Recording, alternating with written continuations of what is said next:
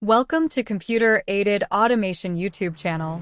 Today, we're diving into the exciting world of AI and machine learning. Getting started with AI and machine learning, building your first model. Artificial intelligence and machine learning are revolutionizing the world.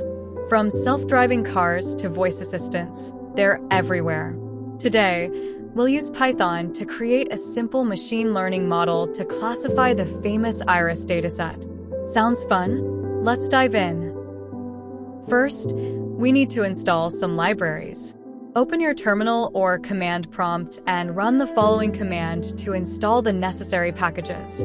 These libraries will help us with data manipulation, model building, and visualization.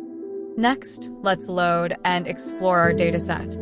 The iris dataset is a classic in the machine learning community. It consists of 150 samples of iris flowers with features like sepal length, sepal width, petal length, and petal width. Here, we load the dataset, create a data frame for better visualization, and display the first few rows.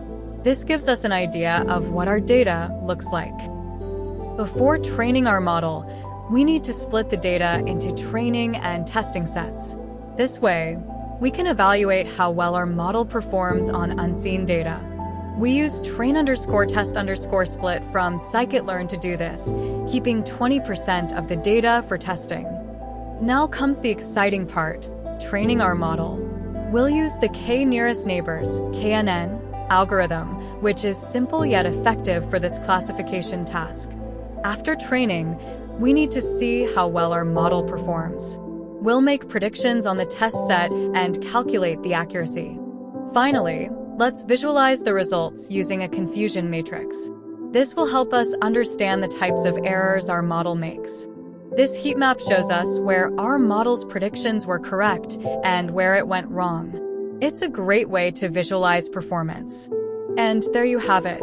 In just a few minutes, we've built a simple machine learning model, evaluated its performance, and visualized the results. This is just the beginning of your AI and ML journey. Keep exploring and experimenting with different datasets and algorithms. Source code available at the link in the description. Thank you.